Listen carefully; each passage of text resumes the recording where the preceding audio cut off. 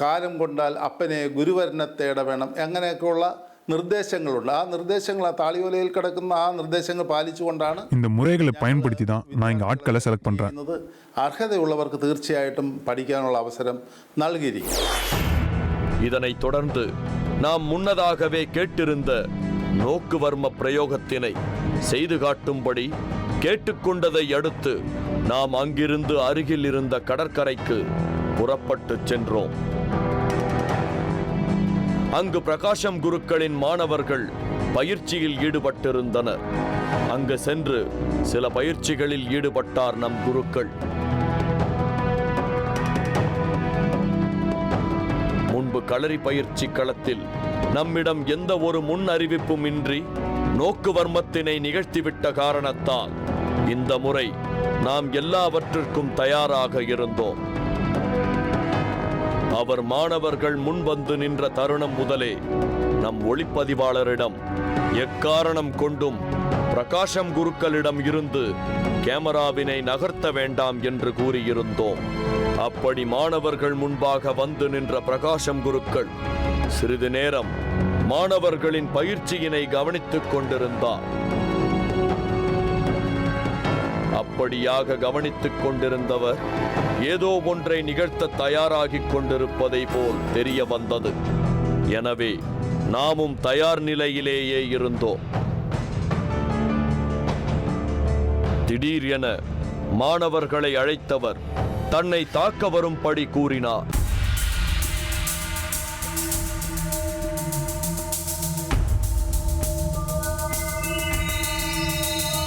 அப்படி தாக்க வந்த மாணவர்களை முதலில் குருக்கள் தொடுவர்மத்தினை பயன்படுத்தி வர்ம புள்ளிகளை தொட்டு அவர்களை நிலைகுலையச் செய்தார்.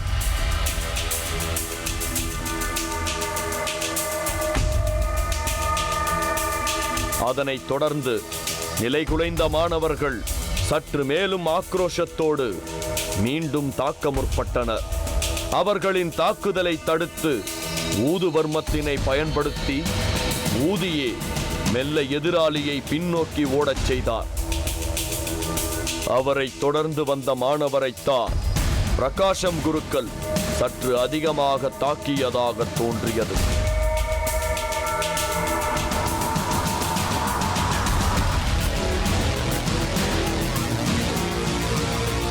ஆம், அவரை நோக்கி முழு வேகத்தில் ஓடியவர் அதே வேகத்தில் தூக்கி வீசப்பட்டதை போல் கீழே சுருண்டு விழுந்தார்.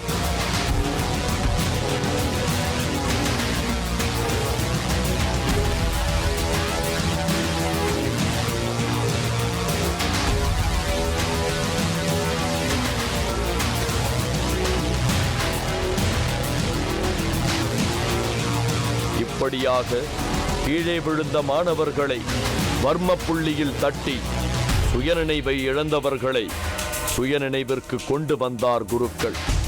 இதனை எல்லாம் பார்த்து நமக்கு சற்று குழப்பமாகவும் அதிர்ச்சியாகவும் வியப்பாகவும் இருந்தது. புற்றினுள் கைவிட்ட அதிர்ச்சியில் இருந்தே மீள முடியாத நமக்கு இது அதிர்ச்சியாகவும் ஆச்சரியமாகவும் இருந்தது. இதன் மேல் நமக்கு சற்று நம்பிக்கை குறையவே பிரபாகரன் பூசாரியிடம் இதனையே வேறு சூழலில் செய்து காட்ட முடியுமா என்று கேட்டோம். நம் நம்பிக்கையின்மையினை கண்டு சிறு நகைப்புடன் நம்மை அவரின் வீட்டிற்கு வரும்படி கூறி நம்மை அழைத்துச் சென்றார். நாம் அவரினை பின்தொடர்ந்து அவரின் வீட்டினை அடைந்தோம்.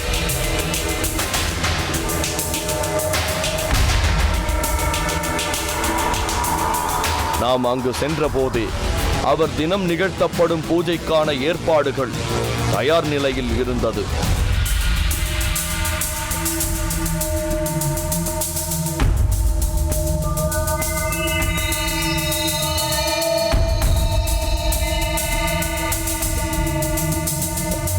நாம் உள்ளே சென்றபோது அவர் நம்மை சிறிது நேரம் கழித்து பூஜை அறையின் உள்ளே வரச் சொன்னார். நாமும் சற்று நேரம் கழித்தே உள்ளே சென்றோம். அப்படி உள்ளே சென்ற போது அவர் பூஜையில் தயார் நிலையில் அமர்ந்திருந்தார். நாம் உள் வந்ததை பார்த்த பூசாரி தான் வழக்கமாக நிகழ்த்த வேண்டிய பூஜையினை முடித்துத்தான் மற்ற காரியங்களை நிகழ்த்த முடியும் என்று கூறி பூஜையில் எங்களை கலந்து கொள்ளுமாறு கூறினார்.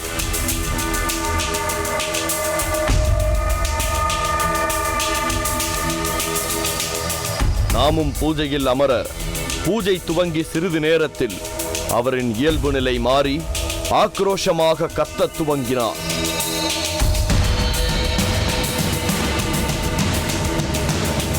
பின் வெளியில் சென்று சிறிதளவு மண்ணினை கொண்டு வரும்படி கூறினார். அப்படி நாம் கொண்டு வந்த மண்ணை கையில் வைத்தபடியே சிறிது நேரம் பூஜையில் அமரச் செய்தார்.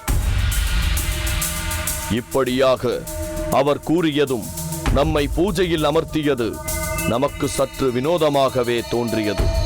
இதில் ஏதேனும் ஏமாற்று வேலைகள் இருக்குமோ என்ற எண்ணம் மட்டுமே நம்முள் மேலோங்கி இருந்தது. இப்படி யோசித்துக் கொண்டிருக்கையில்தான் நம் கையில் இருந்து மண்ணினை வாங்கி சில மந்திரங்களை கூறியவாறே கண்முன்னே அந்த மண்ணை விபூதியாக மாற்றி நம் கையிலேயே உதிர்த்தார்.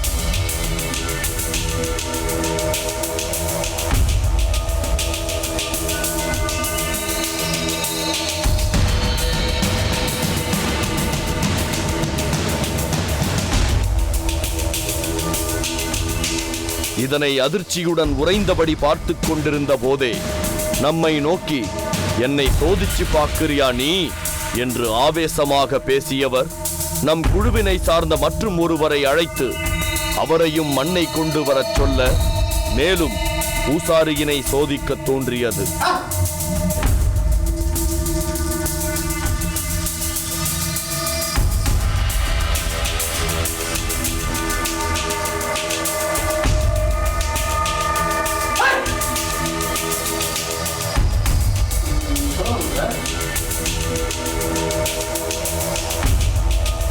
அதனை அடுத்து நம் ஒளிப்பதிவாளரிடம் பூசாரியின் கைகளிலேயே கேமரா இருக்க வேண்டும், ஒரு நொடி கூட கவன சிதறல் இருக்கக்கூடாதென்று கூறியிருந்தோம்.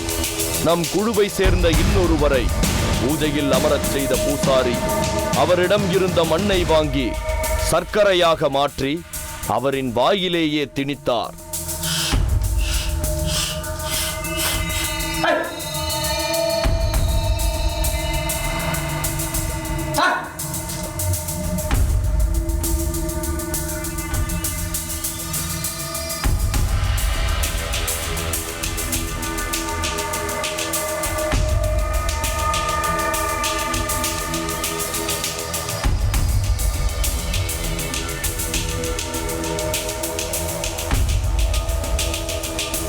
இப்படியாக அடுத்தடுத்து நம்மை வியப்பில் ஆழ்த்திய பூசாரி பிரபாகரனிடம் நாம் பேசத் துவங்கினோம்.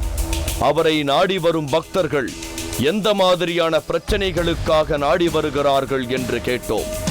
குழந்தை பாக்கியம் இல்லாதவர்கள், பில்லி சூன்யத்தால் பாதிக்கப்பட்டவர்கள், தொழில் நஷ்டம் அடைகிறவர்கள், குடும்ப பிரச்சனையில் நிம்மதியின்றி தவிக்கிறவர்கள் போன்ற அனைவரும் அவரை வந்து கண்டு செல்வதாக கூறியவர், அப்படியாக தன்னை நாடி வருபவர்களுக்கு தான் எந்த சிறப்பு பூஜையும் செய்வதில்லை, எலுமிச்சை ஒன்றை மட்டும் மந்திரித்து தருவதாக கூறினார். ஆனால் பில்லி சூன்யத்தால் பாதிக்கப்பட்டவர்களுக்கு மட்டும்தான் அவர்களின் வீட்டிற்கே சென்று சிறப்பு பூஜைகள் செய்து செய்வினையை எடுத்து வருவதாக கூறினார். ஃபர்ஸ்ட் இந்த பூமி பூமாதேவி, இந்த பூமியில் அனைத்து பேரும் உழைக்கிறாங்க, அனைத்து மக்களும் உழைக்கிறாங்க. இந்த மண்ணை எடுத்து திண்ணாக்கிடுவேன். அது ஆயிரங்களுடைய ஒரு கண் எனக்கு திறந்து பார்த்துருக்கு. எனக்கு தெய்வத்தினுடைய அணுக்கு என்னங்க. அது பிறகு அவளுக்கு சந்தோஷத்துக்கு பழையடிக்கு மண் எடுத்து சக்கரை ஆக்கிடுவேன். மக்கள்கள் அவங்க குடும்ப பிரச்சனை இருக்கலாம், 1008 பிரச்சனை இருக்கலாம். நான் லேசை இழுப்பு சிரமத்தை மட்டும் மதிச்சு கொடுத்துருவேன், அது சாதமாயிரும். அது ஏகப்பட்ட பிரச்சனை இருக்கலாம், அந்த பிரச்சனையை பூரா சாதமாக்கிடுவேன். ஒன்று, இந்த குடும்பம் பிரிஞ்சது குழந்தைலாம் எனக்கு மெயின் கனிதேங்க, எலுமிச்சம்பழம் தான் மெயின்.